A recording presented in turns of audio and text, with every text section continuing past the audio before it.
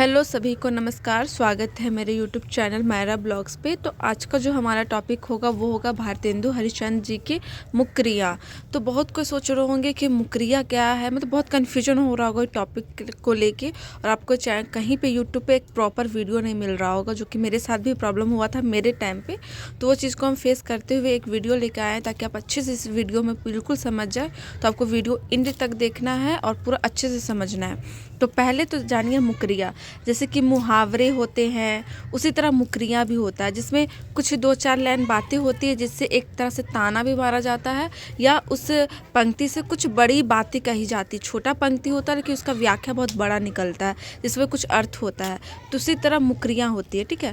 तो भारतेंदु हरिश्चंद्र की मुकरियाँ हमें पढ़ना, जो भारतेंदु हरिश्चंद्र द्वारा जो लिखित मुकरियाएँ हैं, जो कुछ कुछ मुकरियाँ, उनके बारे में हमें पढ़ना है कि उनकी मुकरियाँ कौन कौन सी है और वो अपने मुकरियाँ के माध्यम से लोगों को क्या बताने का प्रयास किए हैं। तो उसको हम लोग आगे पढ़ेंगे। पहले अब हम लोग जान जाते हैं कि थोड़ा मुकरियाँ के बारे में, भारतेंदु हरिश्चंद्र जी के बारे में जान लेते हैं कि भारतेंदु हरिश्चंद्र हिंदी साहित्य के एक पूरे युग का प्रतिनिधित्व करते हैं। मतलब जो भारतेंदु हरिश्चंद्र जी है वो क्या है कि पूरे हिंदी साहित्य के जितने भी युग रहे हैं उसके प्रतिनिधित्व करते रहे हैं, ठीक है।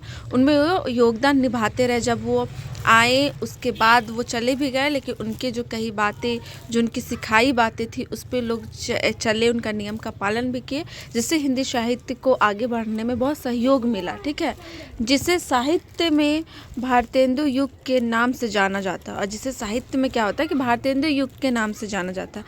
जब भारतेंदु आए, जब वो रचना करने लगे, हिंदी साहित्य में अपना योगदान देने लगे, बहुत अच्छा हिंदी को आगे बढ़ाने लगे, विकास कराने लगे, तो उस साहित्य को, युग को हम लोग क्या कहते हैं, भारतेंदु युग कहते हैं, ठीक है। तो आप शुरू में थोड़ा सा कंफ्यूज हुआ होगा, कभी बोली दी कि हिंदी जो हरिश्चंद्र जी है उनकी बात पे लोग चलते रहें, करते रहे। तो हाँ, वो भी बात इसमें आएगी कि भारतेंदु युग तो है ही। जब भारतेंदु अपना काम कारोबार कर रहे थे उस टाइम, उस युग को हम भारतेंदु युग कहेंगे। पर उनके जाने के बाद भी उनका जो एक प्रतिनिधित्व है, उनका जो एक योगदान है, वो हमेशा रहा। वो जो बातें कह के, बोल के गए, लिख के गए, लोग उसका पालन करें, जो अच्छा लगा लोगों को, उनका मार्ग पकड़े। फिर आगे है, भारतेंदु जी के मुकरियाँ लोक जीवन में खूब प्रचलित हुई। और भारतेंदु जी की जो मुकरियाँ हैं लोक जीवन में खूब प्रचलित हुई। कौन सी चीज़ में? लोक जीवन, मतलब लोगों के जीवन के लिए बहुत सारे उन्होंने मुकरियाँ लिखी, जो लोग के जीवन में बहुत प्रभाव पड़ा, जिससे आप सुनोगे तो आपको लगेगा कहीं ना कहीं ये भारतेंदु जी सही कह रहे हैं, ऐसा होता है। तो वो क्या हुआ कि लोक जीवन में ज़्यादा प्रचलित हुआ उनका मुकरिया। लोग आपस में बोल चाल में उस चीज़ को यूज़ करते थे, उनकी मुकरिया को। जैसे कि कोई ताना ही मारता है ना, कुछ वर्ड बोलता है पर उसका अर्थ कुछ और निकलता है, तो उसी तरह मुकरिया भी एक तरह से प्रकार है उसी का। तो इसमें है, मुकरी एक बहुविकल्पी शब्द है। मुकरी क्या है? एक बहुविकल्पी शब्द है जिसका लक्ष्य मनोरंजन के साथ साथ बौद्धिक कुशलता की परीक्षा भी होती है। देखिए, मुकरिया एक क्या है? बहुकल्पी शब्द है, और जिसका लक्ष्य, इसका लक्ष्य क्या होता है? लोगों को मनोरंजन करना। उसके साथ साथ क्या होता है कि बौद्धिक कुशलता की परीक्षा भी होती है, और आप कितना समझ सकते हो, आपकी बुद्धि कितनी है, वो भी एक तरह से इससे परखा जाता है। फिर है, भारतेंदु हरिश्चंद्र अपने मुकरियों में मनोरंजन तो करते ही थे, अपने समय में अंग्रेजी की नस्लीय सोच पर प्रभाव भी करते थे। और भारतेंदु हरिश्चंद्र जी जो है वो अपनी मुकरियों के द्वारा क्या होते थे, लोगों को मनोरंजन करते थे, हंसाते थे, लोग उसको पढ़ के अच्छा फील करते थे। लेकिन उसके साथ साथ वो अपने समय में क्या किए कि अंग्रेज़ों की नस्लीय सोच पर प्रभाव भी करते थे। और जो अंग्रेज जो शराब ये सब पीते थे, उनकी जो नशा करने वाली सोच थी, उसके विरुद्ध भी उन्होंने मुकरिया कहीं ना कहीं लिखी थी। फिर है, पेश है उनके कुछ मुकरिया जिन्हें नए मेहमान के मुकरिया के नाम से जाना जाता है। कौन से नाम से? नए मेहमान के मुकरिया। अगर आपको हरिश्चंद्र की मुकरिया अगर घुमा फिरा के दे सके तो ऐसे भी क्वेश्चन दे सकता है कि नए ज़माने के मुकरिया के बारे में लिखिए, या नए ज़माने के कुछ मुकरिया लिखिए, जैसे कि कुछ दो चार लाइन आपको लिखना होगा, वो भी हो सकता है। तो हम लोग भारतेंदु हरिश्चंद्र जी के कुछ मुकरियाँ देखेंगे और उसका हम लोग अर्थ भी देखेंगे कि इसका अर्थ क्या निकलता है, ठीक है। तो उसमें से है, सब गुरुजन को बुरो बतावे, अपने खिचड़ी अलग पकावे, भीतर तत्व ना झूठी तेजी, क्यों सखी सज्जन नहीं अंग्रेजी। देखिए, ये उनकी मुकरिया है। इनके माध्यम से लोग क्या कह रहे हैं भारतेंदु जी कि सब गुरुजन को बुरो बतावे, मतलब जितने जो स्टूडेंट लोग हैं आजकल वो सब गुरु लोग को क्या बुरा बताते हैं, ठीक है। और अपनी खिचड़ी वो अलग ही पकाते हैं कि सब बुरा है हम ही अच्छा है, ठीक है। भीतर तत्व ना झूठी तेजी, क्यों सज्जन नहीं अंग्रेजी।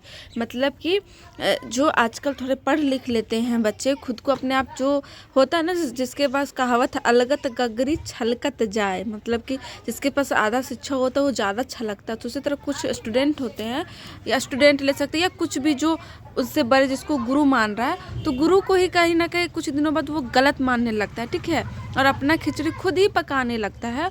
और ये थोड़ा सा पढ़ लिख के अंग्रेजी वो क्या होता है, खुद अपनी झूठी चीज़ों में फंसते जाता है और अपने ही परिवार से वो क्या होता है, बिछड़ने लगता है।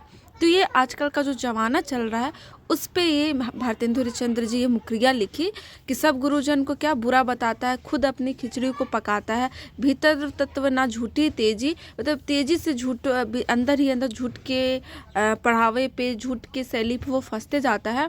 और कुछ अंग्रेजी सीख लेने से वो अपने आप को बहुत ही तेज विद्वान समझता और ये अपना ही फैमिली परिवार से धीरे धीरे दूर भी होने लगता है। और फैमिली को भी बुरा बताने से, गुरु में देखिए हर तरह का चीज़ आ गया, शिक्षक भी आ गया, आपका परिवार, माता पिता, जो आपके दादा बुजुर्ग जो भी है वो सारे भी आ गए। तो वो सारी चीज़ों को क्या होता है, लोग बुरा बताने लगते हैं और खुद अपना खिचड़ी अलग पकाने लगते हैं, ठीक है।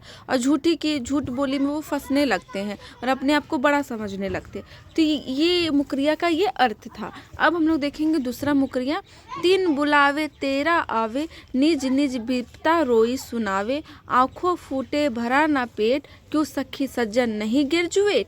देखिए, तीन बुलाते हैं लेकिन तेरह आते हैं, ठीक है। निज निज बिपता रोई सुनाए, और सब अपनी अपनी दुख को सुना के रोता है। आंखों फूटे भरा ना पेट, रो रो के आंखें फूट रहे पर पेट नहीं भर रहा है, क्यों सखी सज्जन नहीं ग्रेजुएट। देखिए, इस मुकरिया में कह रहे हैं कि तीन बुलाता है आदमी लेकिन तेरह आ रहा है, और सारे लोग थी अपनी अपनी जो दुख है वो सुना सुना के रो रहा है, रो रो के अपना आंखें फोड़ रहा है, पर उनका पेट नहीं भर रहा। क्यों? वो पढ़े लिखे भी है, ग्रेजुएट भी किए, सबके पास क्वालिफिकेशन भी है, पर उन्हें कोई अपना पेट भरने का कोई रोजगार नहीं मिल रहा है। सबके पास अलग अलग अपनी अपनी चिंता है, अपनी कष्ट है, जो सुना सुना के एक दूसरे को रोए जा रहे हैं, राग फूटे जा रहा है। और तीन बुलाने पर 13 आ रहे हैं लोग काम के लिए, पर किन्हीं को काम मिल नहीं रहा है। तो ये आज का जो समस्या बहुत है, बेरोजगारी, कहीं ना कहीं उस पर ही रिलेट होता है।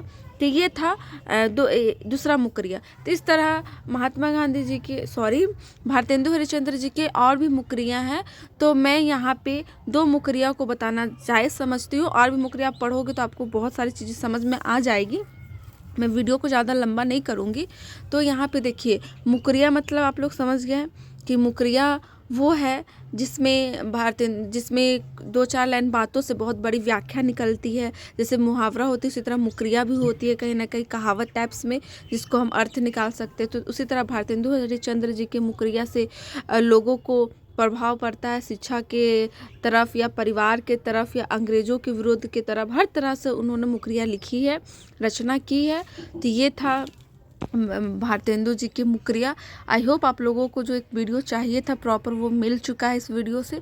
अगर मिल गया है, अगर आपको अच्छा लगा, समझ में आया, तो कमेंट सेक्शन में ज़रूर बताइए कि कैसा लगा और नेक्स्ट किस टॉपिक पे आपको वीडियो चाहिए वो भी बताइए। और मेरे चैनल पे आप नए तो सब्सक्राइब करके ज़रूर जाइएगा और मेरे वीडियो को शेयर कीजिए। ब्लॉग भी बनाती हूँ मैं, मिनी ब्लॉग, कभी कभी लॉन्ग ब्लॉग भी, तो उसको भी बहुत सारा प्यार दीजिए, सपोर्ट कीजिए, क्योंकि आप ही लोग के भरोसे मैं हूँ। फिर मिलती हूँ नेक्स्ट टॉपिक में, तभी के लिए सभी को बाय बाय।